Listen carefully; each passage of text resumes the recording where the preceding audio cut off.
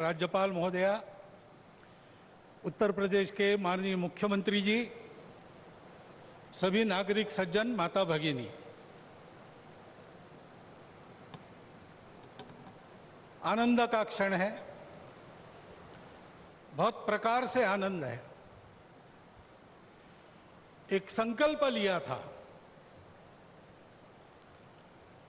और मुझे स्मरण है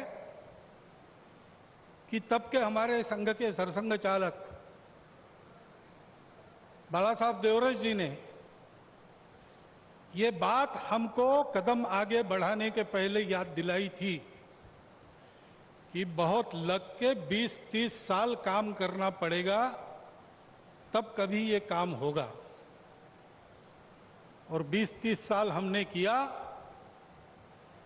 30वें साल के प्रारंभ में हमको संकल्प पूर्ति का आनंद मिल रहा है। प्रयास किए हैं जी जान से, अनेक लोगों ने बलिदान दिए हैं। अरे नहीं आए। वो सूक्ष्म रूप में आज यहां उपस्थित है, प्रत्यक्ष उपस्थित हो नहीं सकते। ऐसे भी है जो है लेकिन यहां आ नहीं सकते।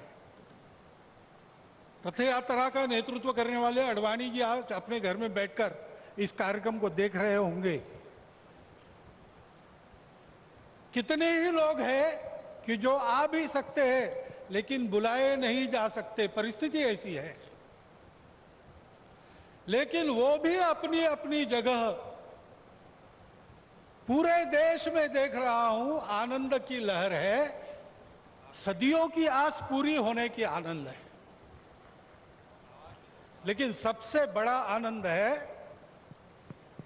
भारत को आत्मनिर्भर बनाने के लिए जिस आत्मविश्वास की आवश्यकता थी और जिस आत्मभान की आवश्यकता थी, उसका सगुण साकार अधिष्ठान बनने का शुभारंभ आज हो रहा है। वो अधिष्ठान है आध्यात्मिक दृष्टि का। सिया राममय सब जगह जानी। सारे जगत में अपने को और अपने में सारे जगत को देखने की भारत की दृष्टि, जिसके कारण उसके प्रत्येक व्यक्ति का व्यवहार आज भी विश्व में सबसे अधिक सज्जनता का व्यवहार होता है। और उस देश का सामूहिक व्यवहार सबके साथ वसुधैव कुटुंबकम का होता है। ऐसा स्वभाव और ऐसी अपने कर्तव्य का निर्वाह व्यावहारिक जगत की माया के दुविधा में से रास्ते निकालते हुए जितना हो सके सबको साथ लेकर आगे चलने का जो विधि एक बनती है, उसका अधिष्ठान आज यहां पर बन रहा है। परम वैभव संपन्न और सबका कल्याण करने वाला भारत, उसके निर्माण का शुभारंभ आज ऐसे निर्माण का व्यवस्थागत नेतृत्व जिनके हाथ से है, उनके हाथ से हो रहा है। ये और एक आनंद है। और इसलिए उन सब का स्मरण होता है। लगता है अशोक जी यहां रहते तो कितना अच्छा होता, महंत परमहंस रामचंद्र दास जी अगर आज हो सकते तो कितना। लेकिन जो इच्छा उसकी है वैसे होता है। लेकिन मेरा विश्वास है कि जो है वो मन से और जो नहीं है वो सूक्ष्म रूप से आज यहां उस आनंद को उठा रहे हैं, उस आनंद को शतगुणित भी कर रहे हैं। लेकिन इस आनंद में एक स्फुरण है, एक उत्साह है। हम कर सकते हैं, हमको करना है, वही करना है। एतद्देश प्रसूतस्य सकाशादग्र जन्मनात् स्वम स्वम चरित्रम शिक्षेरन पृथिव्याम सर्वमानव।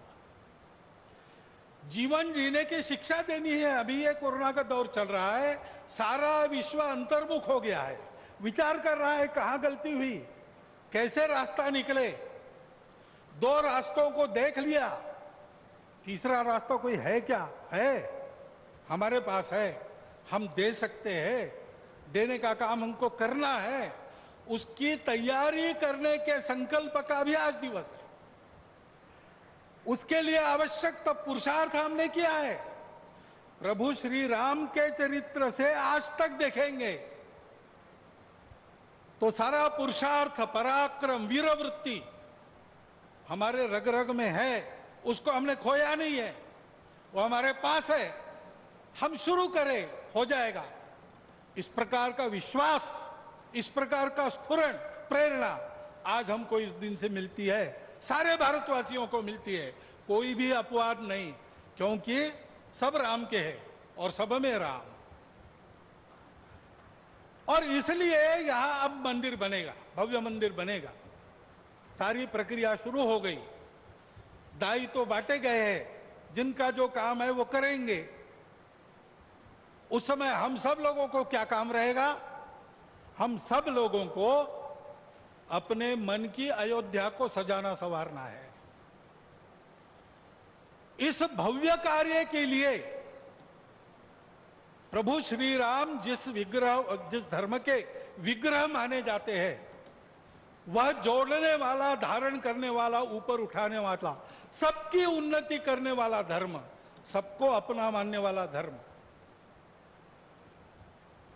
उसकी ध्वजा को अपने कंधे पर लेकर संपूर्ण विश्व को सुख शांति देने वाला भारत हम खड़ा कर सके, इसलिए हमको अपने मन की अयोध्या बनाना है।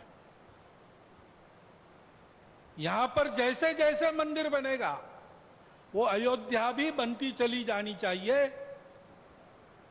और इस मंदिर के पूर्ण होने के पहले हमारा मन मंदिर बनके तैयार रहना चाहिए, इसकी आवश्यकता है।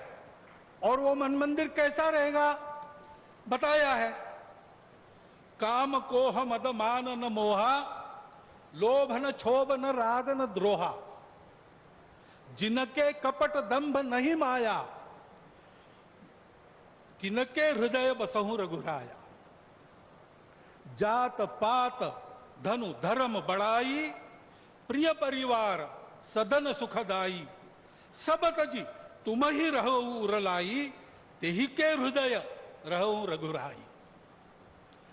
हमारा हृदय भी राम का बसेरा होना चाहिए। इसलिए सभी दोषों से, विकारों से, द्वेषों से, शत्रुता से मुक्त।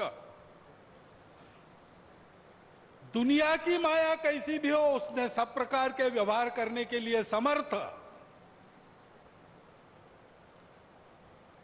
और हृदय से सब प्रकार के भेदों को तिलांजलि देकर केवल अपने देशवासी ही क्या, संपूर्ण जगत को अपनाने की क्षमता रखने वाला इस देश का व्यक्ति और इस देश का समाज, ये गढ़ने का काम है। उस गढ़ने के काम का एक सगुण साकार प्रतीक जो सदैव प्रेरणा देता रहेगा, वो यहां खड़ा होने वाला है।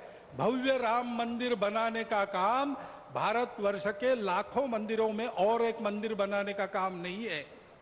उन सारे मंदिरों में मूर्तियों का जो आशय है, उस आशय का पुनर्प्रगटीकरण और उसका पुनर्स्थापन करने का शुभारंभ आज यहां बहुत ही समर्थ हाथों से हुआ है। इस मंगल अवसर पर इस सब आनंद में मैं आप सबका अभिनंदन करता हूं। और जो मेरे मन में इस समय विचार आए, उसको आपके चिंतन के लिए आपके सामने रखता हुआ आपसे विदा लेता हूं। बहुत बहुत धन्यवाद।